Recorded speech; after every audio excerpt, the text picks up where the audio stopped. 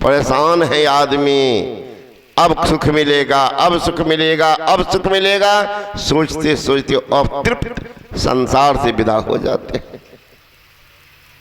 शांति तो मिली नहीं, परेशानी जरूर मिली।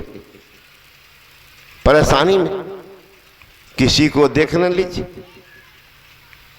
जिसको नौकरी ने, पहले के हमारे बूढ़े बाबा सब है, आप देखिए बूढ़ा बाबा को शादी किया, कोई नौकरी नहीं, गृहस्थी है, बच्चा कैठो है तो 11 गो है, 9 गो बेटा है, 2 गो बेटी, 6 गो बेटा है, 5 गो बेटी, सब बूढ़ा, और सबका पालन पोषण बूढ़ा कर रहे, सबको खिला रहे पिला रहे, सबको आराम से सब रह। आजकल के देखिए नौजवान को, अपना नौकरी में, पत्नी नौकरी में, बेटा नौकरी में, घर जाके देखिएगा प्लास्टरो नहीं। कहाँ क्या हो गया बताओ, क्या हो गया? मन में वो खुराफात घुस गया है, चैन नहीं लेने देगा, चैन नहीं लेने देगा, बेचैन। और उस समय भी बूढ़े बाबा सबको देखते, उस समय में पुण्य काम दान पुण्य सब करता था, सब करता था। हम तो देखिए, मुझे याद है छोटा थे, उसमें 6ठा 7वां में पढ़ते थे, तो मांगने वाला आता था, वो बसहा बैल वाला सब, तो उसको आते थे, बाबूजी कहते माँ को दे दो, सूप में धान न तो चावल दे देते थे। दूसरा मांगने वाला पहुंच गया, फिर झोला वाला है ना, तो उसको भी देते थे। मंदिर बन रहा है, उसमें भी देते थे। आजकल के नौकरिया वाला को देखिएगा, मांगने जाइए ना, लगेगा भूत लग गया, बार बार मांगेला बच्चों। अब पैसा कितना होता, 50,000 60,000 उठाता महीना में, अब महीने में गायब कहाँ हो जाता है, गायब कहाँ हो जाता है। जबकि शास्त्र में है कमाई का 40वां भाग धर्म का हिस्सा है। 100 रुपया कमाते हैं तो 40 से भाग दीजिए, 40 दूना 80, नीचे बचेगा कितना 20 बचेगा। फिर आगे बैठाइए दशमलव, 5 के आगे दशमलव, तो नीचे बैठ जाएगा 0, दशमलव के बाद में नीचे में 0 हो गया 200।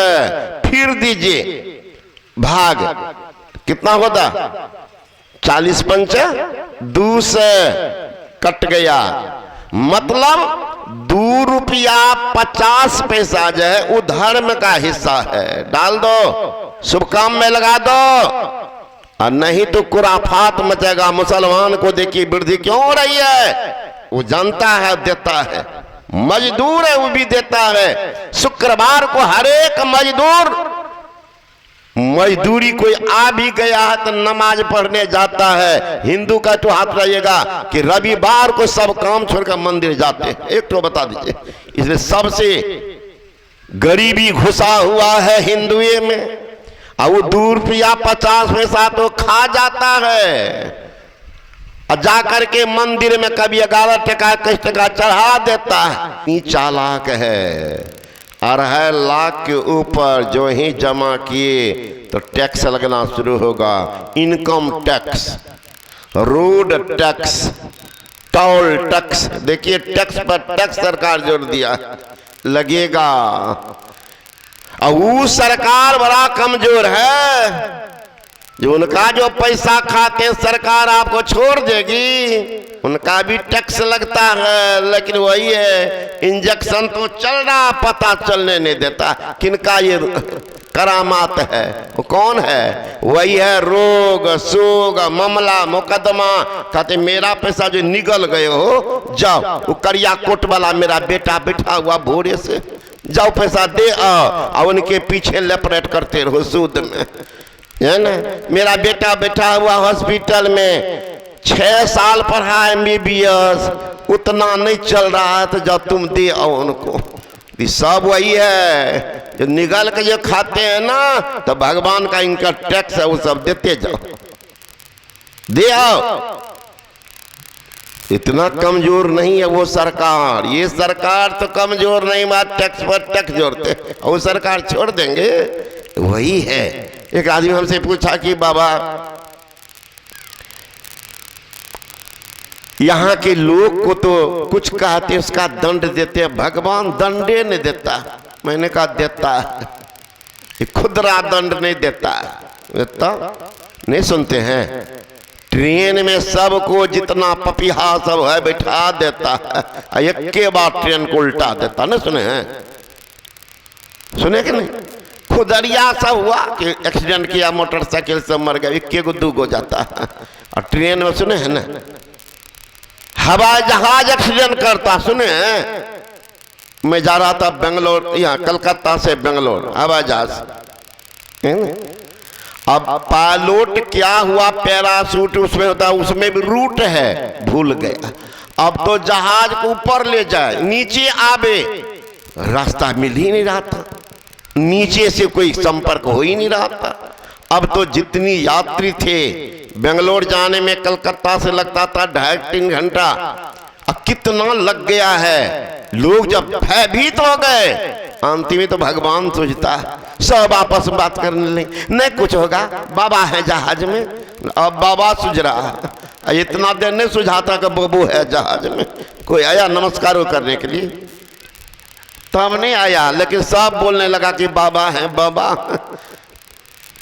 तो मैंने कहा ठीक है, हम प्रार्थना करते हैं परमात्मा से कोई हादसा नहीं। थोड़े देर के बाद उसको मिल गया रोड, जाकर के बंगलोर में उतार दिया। सब हाय बाप है, मैं कर रहा था भगवान। अब देख लीजिए, हमारे जाने वाले के बाद भी एक जहाज गया, वो एक्सीडेंट कर गया था। सुने होंगे आप लोग, समुद्र में जाकर गिर गया था, मालवा अभी तक नहीं मिला। हमारे जाने के बाद ही उड़ान भरा था वो जहाज, पैगोसा जहाज का नाम था, वो एक्सीडेंट किया था। तो हम जा रहे थे, उस जहाज का नाम था किंग फिशर, लेकिन वो पैगोसा जो वो एक्सीडेंट किया था। तो जहाज एक्सीडेंट कर रहा है, ट्रेन एक्सीडेंट, बस एक्सीडेंट। अभी सुने होंगे जहां यहां देवघर में पूजा करने आया था 5-7 नौजवान, अब पूजा करके लौटा था देवघर से।